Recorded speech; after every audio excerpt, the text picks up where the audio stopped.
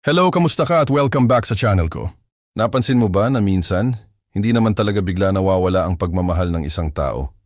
Unti-unti lang itong nag-iiba. Parang ilaw na dati sobrang liwanag, pero habang tumatagal, unti-unting kumukupas hanggang isang araw mapapansin mong, parang iba na siya. Dati, excited siyang kausapin ka. Kahit simpleng kwento tungkol sa araw niya, sinasabi niya. Dati, kapag may problema, ikaw ang unang hinahanap.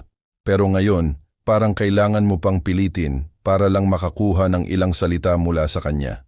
At kapag tinanong mo kung may problema, ang sagot lang, wala naman. Pero ramdam mong mayroong nagbago. At dito nagiging mahirap. Kasi minsan, hindi mo alam kung nag-iisip ka lang ba ng sobra o talagang may senyales ng bumibitaw ang taong mahal mo, lalo na kapag matagal na kayong nagsasama. Hindi naman kailangang mag-asawa para maranasan ito. Kahit magkasintahan, magka-live-in, o matagal nang may relasyon, darating talaga ang punto na mapapansin mo kung pareho pa ba ang effort, atensyon, at pagmamahal ng dalawang tao.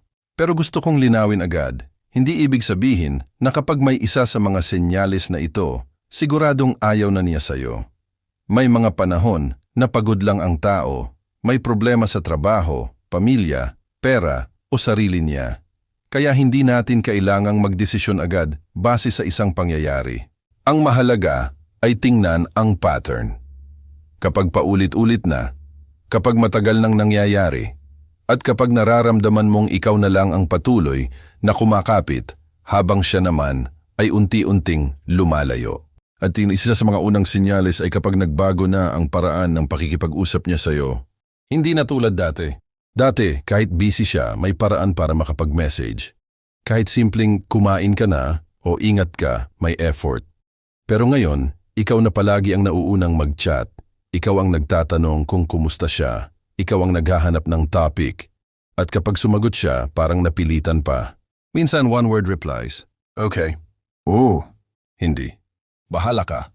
At kapag tinanong mo, may problema ba, yung sasabihin niya wala. Pero alam mo naman ang difference ng taong tahimik dahil pagod at taong tahimik dahil ayaw nang makipag-connect. Ang dating masayang kwentuhan, nagiging parang interview. Ikaw, kumusta araw mo? Siya, okay. Ikaw, may nangyari ba? Siya, wala. Ikaw, kumain ka na? Siya, oo. Parang ikaw na ang reporter, siya naman ang guest na gustong matapos agad ang interview. Nakakatawa kung iisipin, pero masakit kapag ikaw na mismo ang nakakaranas. At dito, huwag mong agad habulin ng habulin. Dahil minsan, habang mas pinipilit mong magsalita ang isang taong ayaw nang magbukas, mas lalo siyang nagsasara. Subukan mong tanungin siya ng mahinahon, hindi yung may galit, hindi yung parang interrogation. Sabihin mo, napapansin kong parang may nagbago sa atin.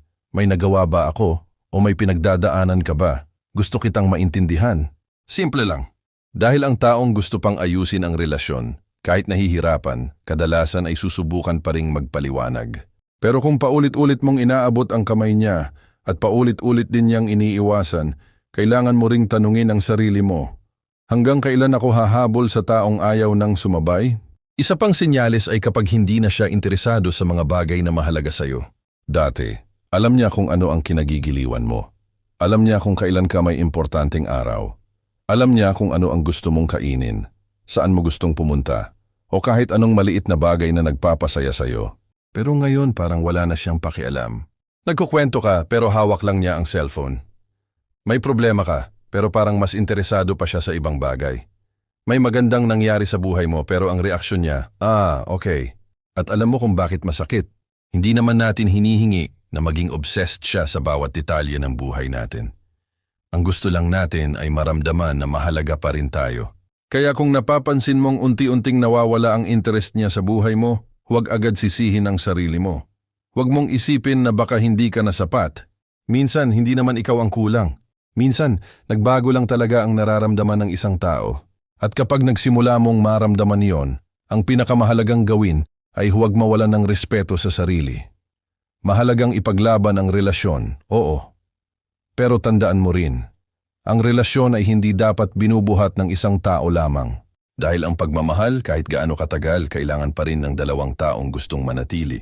At kapag ang isa ay nagsisimula ng bumitaw, makikita mo iyon hindi lang sa mga sinasabi niya, kundi lalo na sa mga bagay na hindi na niya ginagawa.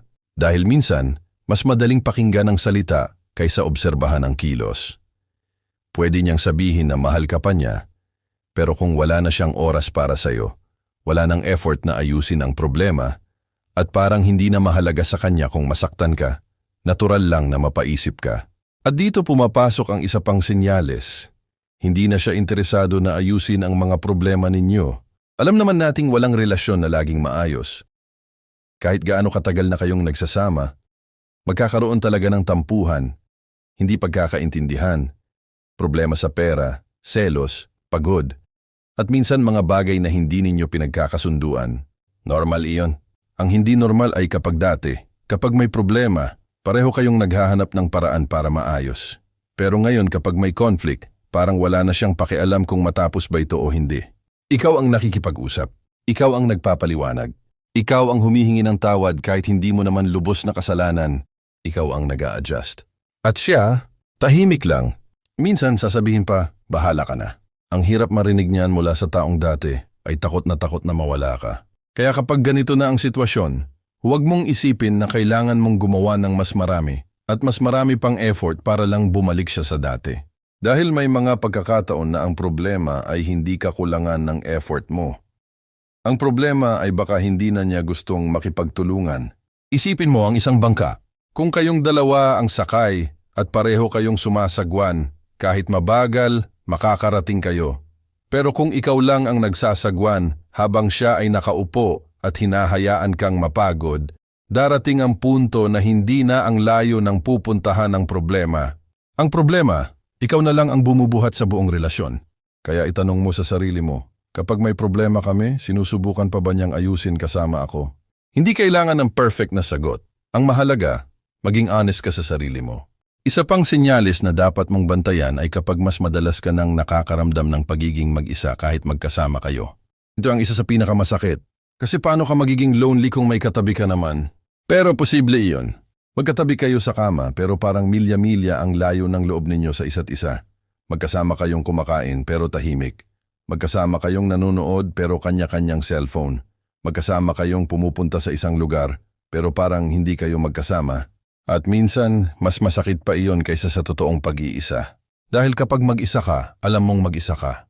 Pero kapag may kasama ka at ramdam mong hindi ka na niya kasama emotionally, dun pumapasok yung tanong na, ano pa ba tayo? Kung madalas mo nang nararamdaman na kailangan mong makiusap para sa simpleng atensyon, simpleng lambing, simpleng conversation, huwag mong baliwalain ang nararamdaman mo. Hindi ibig sabihin na kailangan mong agad makipaghiwalay. Hindi rin ibig sabihin na wala ng pag-asa. Ang ibig sabihin lang, kailangan nang magkaroon ng honest na pag-uusap. Sabihin mo kung ano ang nararamdaman mo nang hindi nanunumbat. Hindi, wala ka nang pakialam sa akin. Mas mabuting, pakiramdam ko lately parang lumalayo tayo sa isa't isa. Namimiss ko yung dating closeness natin. Gusto kong malaman kung may problema ba at kung gusto mo pa bang ayusin natin. Magkaiba ang dalawang approach. Sa una, naghahanap ka ng away. Sa pangalawa, naghahanap ka ng katotohanan. At minsan ang katotohanan ang kailangan natin kahit masakit. Dahil mas mabuting masaktan sa katotohanan kaysa mabuhay sa isang relasyon na puro hula, duda at paghihintay. May isa pang bagay na madalas hindi napapansin. Kapag nagsisimula ng bumitaw ang isang tao, maaaring hindi na rin niya isama ang partner niya sa mga plano niya. Dati kapag may plano siya, kasama ka sa usapan. Kapag nakaipon tayo, pupunta tayo doon. Kapag nagbakasyon tayo, gusto kong pumunta tayo rito. Kapag dumating yung panahon na ganito, gagawin natin iyon. May tayo. Pero habang nagbabago ang damdamin, unti-unting nagiging ako. Ako gusto kong pumunta doon. Ako balak kong gawin ito. Ako gusto kong lumipat. At mapapansin mong parang wala ka na sa larawan ng future niya. Hindi naman ibig sabihin na bawat personal plan ay kailangang kasama ka. Natural lang na may sariling pangarap at buhay ang bawat tao. Pero kung dati ay lagi kang kasama sa mga importanteng plano niya, at bigla na lang nawala iyon, magandang pag-isipan kung bakit. Dahil kapag mahalaga pa rin sa isang tao ang relasyon, kadalasan ay may lugar ka pa rin sa mga bagay na nakikita niyang darating. Hindi man lahat, pero may lugar. At kung napansin mong unti-unti kang nawawala sa mga plano, huwag kang maghabol para lang pilitin ang sarili mo sa future niya. Tanungin mo siya ng direkta, kasama pa ba ako sa mga plano mo? Simple lang ang tanong. Pero minsan, napakalaki ng sagot. At kung hindi niya alam ang sagot, bigyan siya ng pagkakataong maging honest. Huwag mo siyang takutin, huwag mong pagbantaan, at huwag mong subukang manipulahin ang sagot. Dahil ang tunay na pagmamahal ay hindi kailangang pilitin. Kung gusto niyang manatili, makikita mo sa effort niya. Kung gusto niyang ayusin, makikita mo sa willingness niya. At kung gusto niyang bumitaw, kahit anong higpit ng hawak mo, darating ang panahon na mapapagod din ang kamay mo. Kaya minsan, ang pinakamalaking anyo ng pagmamahal ay hindi ang mas mahigpit na paghawak. Minsan, ito ay ang pagkakaroon ng sapat na tapang para tingnan ang katotohanan sa harap mo, kahit hindi iyon ang gusto mong makita. At habang iniisip mo ang mga pagbabagong ito, may isa pang sinyalis na mas tahimik pero napakalakas ng sinasabi. Kapag hindi ka na niya hinahanap kapag wala ka. Dati kapag hindi ka nagparamdam, mapapansin niya agad. Nasaan ka? Okay ka lang? Bakit hindi ka nag-message? Pero ngayon, pwedeng lumipas ang isang buong araw at parang walang nangyari. At doon mo mararamdaman na baka hindi na niya napapansin ang pagkawala mo. Pero bago mo isipin na kailangan mong mawala para hanapin ka niya, tandaan mo ito. Huwag mong gamitin ang pananahimik bilang laro para subukan ang pagmamahal ng isang tao. Hindi ito contest kung sino ang unang magme-message. Hindi rin ito paligsahan kung sino ang mas kayang magtiis. Kung kailangan mong maglaro para lang malaman kung mahal ka pa niya, baka ang mas mahalagang tanong ay hindi na, mahal pa ba niya ako? Ang tanong ay, masaya pa ba ako sa ganitong klase ng relasyon? Dahil hindi sapat na mahal ka ng isang tao kung araw-araw naman ay nawawala ang peace of mind mo. At dito natin makikita na ang pagbitaw ay hindi laging isang malaking eksena. Minsan, tahimik lang itong nangyayari. Isang mensaheng hindi na ipinadala, isang tawag na hindi na ginawa, isang plano na hindi na isinama ka. Isang problemang hindi na piniling ayusin. At kapag pinagsama-sama mo ang maliliit na bagay na iyon, doon mo mararamdaman na may malaking pagbabago na pala. Pero bago ka matakot sa lahat ng sinyalis na ito, tandaan mo rin, hindi mo kailangang hulaan habang buhay. May isang bagay kang pwedeng gawin na mas mahalaga kaysa sa pag-o-overthink. Ang magkaroon ng tapang na makipag-usap ng maayos at higit sa lahat, maging handang tanggapin ang sagot. At higit sa lahat maging handang tanggapin ang sagot. Dahil minsan, ang pinakamahirap na bahagi ng isang relasyon ay hindi ang malaman na nagbago na ang isang tao. Ang pinakamahirap ay ang tanggapin na hindi mo kayang baguhin ang nararamdaman niya para sa'yo. Maaari mong maging pinakamabait na partner. Maaari kang maging understanding. Maaari mong ibigay ang oras, effort at pagmamahal mo. Pero hindi mo pwedeng pilitin ang isang tao na manatili kung ang puso niya ay unti-unti nang umaalis.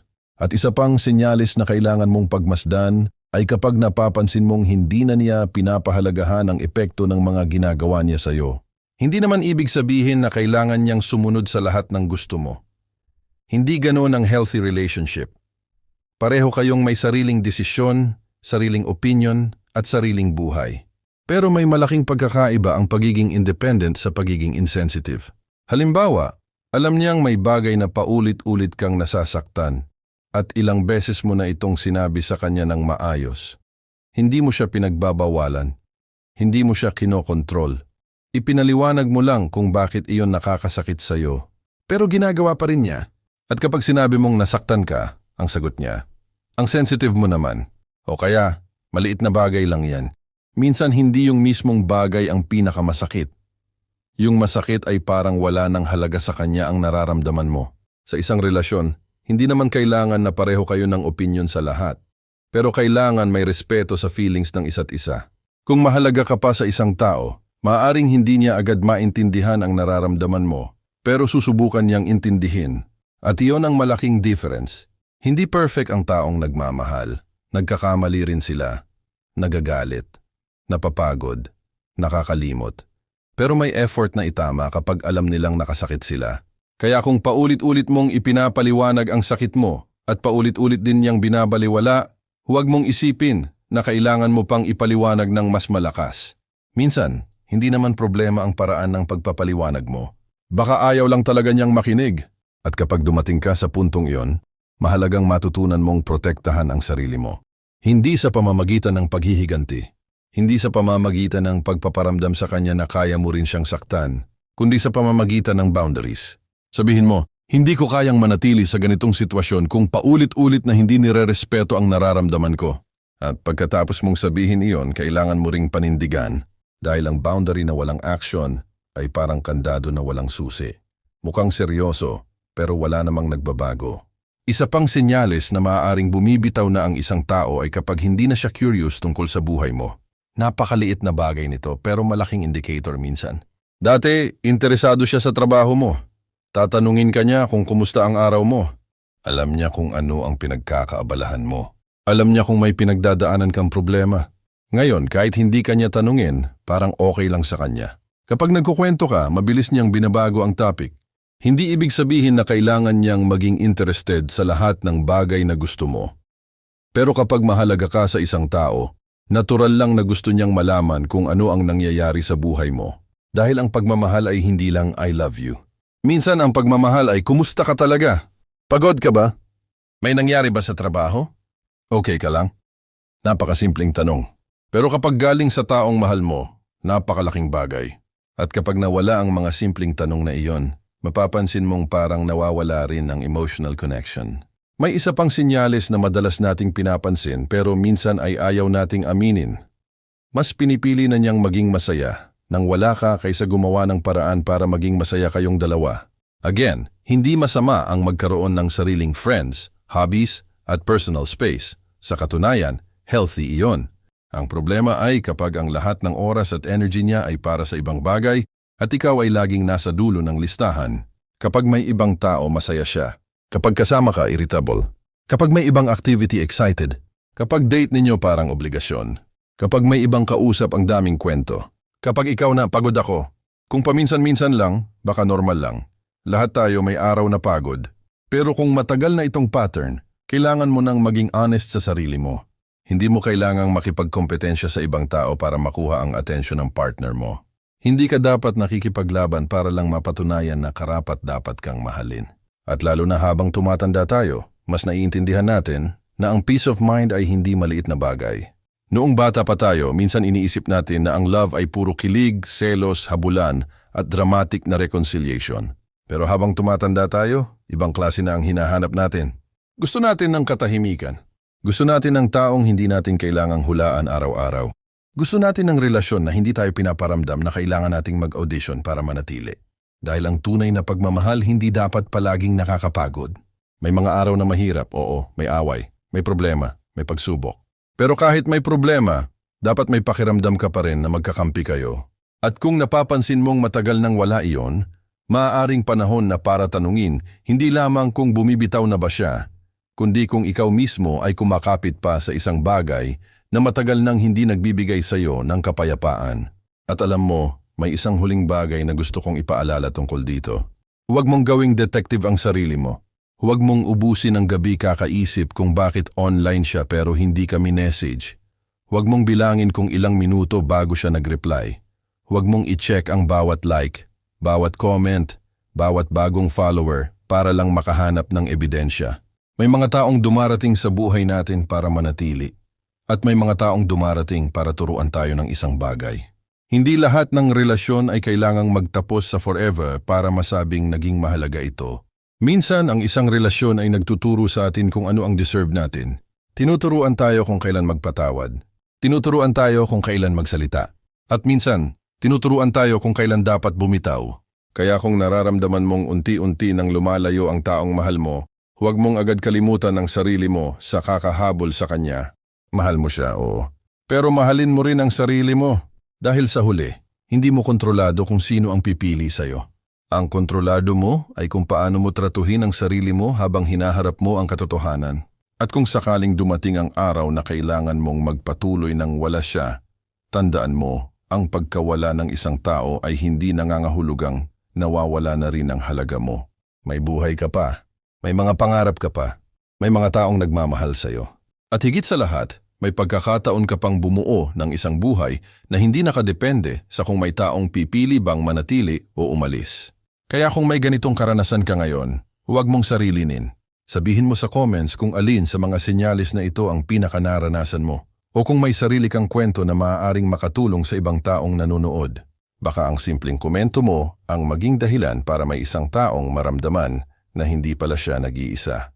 At kung nakatulong sa iyo ang video na ito, Huwag kalimutang i-like at i-share sa taong sa tingin mo ay nangangailangan makarinig nito.